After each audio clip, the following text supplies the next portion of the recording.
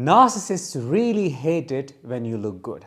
Their jealousy oozes out when you put effort into yourself because they hate the fact that they cannot match your beauty, your looks, and standards. At first, they may ridicule your makeup by convincing you that you look good quite naturally and do not need to do anything extra. They may also blindly accuse you of cheating when you look good and blame you, saying you are doing all these things to impress that guy in your workplace. Because of their controlling behavior, you slowly start to underdress. You stop doing makeup, and unfortunately, you eventually stop looking in the mirror. And when you finally break free, that is when your makeup becomes your statement. How so? We will find out in today's episode. Hi, I am Danish, a narcissistic abuse recovery professional. The topic for today is 10 weird makeup habits of a narcissistic abuse survivor. Before we get started, please consider subscribing because your subscription to the channel helps in spreading awareness about narcissistic abuse. Number 1, bushy or overly defined eyebrows. Why? Because you try to reclaim your strength. One of the first things survivors do after breaking free is they go for bold, thick, or sharply defined eyebrows. This isn't just a beauty trend, it's a psychological shift. When you have spent years being diminished and made to feel invisible, you definitely want to take up space, don't you? Thicker eyebrows give a more dominant and assertive look. They symbolize confidence, control, and presence. For years, the narcissist controlled how you presented yourself. But now you are defining yourself. This is why a lot of survivors get obsessed with shaping, filling, and making sure their eyebrows stand out. It's their way of saying, I am here and I am in control of my image. Number 2, heavy or uncanny makeup. It's an armor against the world. How so? Well, a lot of survivors go the complete opposite route. They overdo their makeup almost like they are putting on a mask, but not like that narcissist.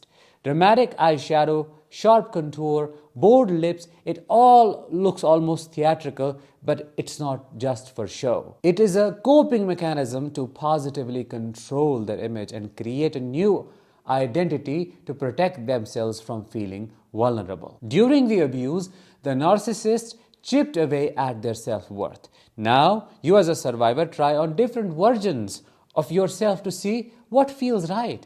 It is a search for identity. The heavy makeup that you put on is not about vanity. It's about rebuilding a sense of self. Number 3, no makeup look. Just simple and plain. On the flip side, some survivors go for an ultra-natural look, barely using anything at all. Why? It's a trauma response. When you looked too good in that relationship, what happened? You were punished by the narcissist. They accused you of trying to impress someone else. And that made you feel ashamed of yourself for wearing lipstick or even sabotaged your beauty products. So now that you have broken free, you are subconsciously trying to avoid attention. It's a survival tactic, but one that keeps you small. This is why so many survivors struggle with dressing up again, because in your mind, looking good equals danger. Number 4, a lot of survivors use dark and smudgy eyeliners. This one is often unintentional. You as a survivor may not mean to wear heavy dark eyeliner that looks slightly messy or smudged, but it's a reflection of what's going on inside. What am I talking about? Complex trauma, grief, and exhaustion, because they manifest physically.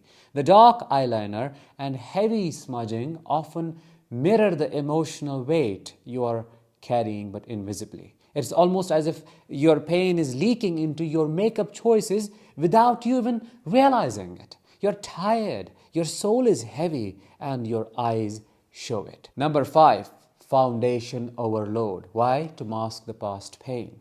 Many survivors apply a lot of foundation. It's almost like they're trying to cover up something more than just blemishes. During the relationship, you were constantly nitpicked, weren't you, and criticized. The narcissist pointed out your flaws, made you feel ugly and unworthy. So now this foundation becomes more than just makeup. It's a mask, a way to erase imperfections and hide the emotional scars of the past. It's about creating a clean slate, but deep down it also reflects the need to feel safe behind a layer of protection. Number 6, you may not use any lipstick at all. It's like you're trying to silence yourself. And especially it applies to bold colors. Why? Because the narcissist forced you to swallow your tongue. They forced you to second guess yourself. Every time you spoke up, they shut you down, made fun of you, or manipulated you into thinking your voice didn't matter. Now, even after leaving, this habit lingers. Skipping lipstick or choosing nude shades is often a subconscious way of staying quiet. Do you see how it all plays out? But it's time to break the pattern. Wear the red lipstick. It looks good on you. Speak your truth. And please take that space unapologetically. Number 7, you may have overdrawn lips. On the flip side, a lot of survivors go big on lips, overlining, plumping, exaggerating. Why? Because for years they felt small. They were not allowed to express themselves fully. The narcissist made them feel like their presence was too much or not enough at the same time. What a paradox. Overdrawn lips symbolize taking back space, a visual way of saying, I will not shrink myself anymore. Number 8, glitter and highlighter obsession. After years of being in the shadows, you want to shine again, don't you? The narcissists try to dull your sparkle, keep you in the dark and erase your individuality.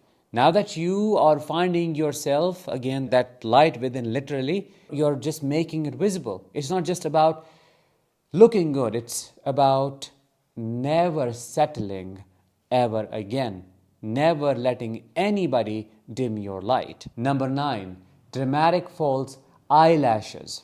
Why? Because it's not just a beauty trend. Again, it's a subconscious sign of hyper-awareness. A lot of survivors develop hyper-awareness, hyper-vigilance after abuse.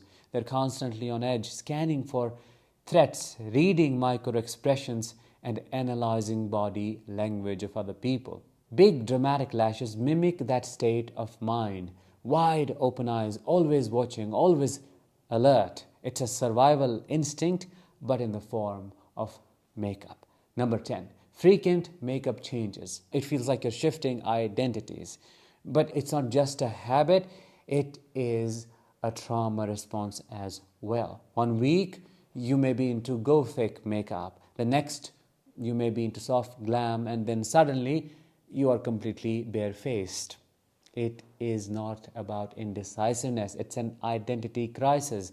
Think about this. After years of being controlled, you do not know who you really are. So of course you are going to try different things to find some meaning in your life, to know what your likes and dislikes are and what you actually stand for. So these are some of the subtle, lesser known habits that survivors display, the habits they themselves do not know the reason behind.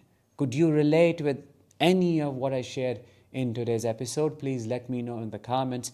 And with that, let's bring this one to an end. Thank you so much for listening and watching. I will talk to you in the next one. Until then, as always, let the healing begin and continue.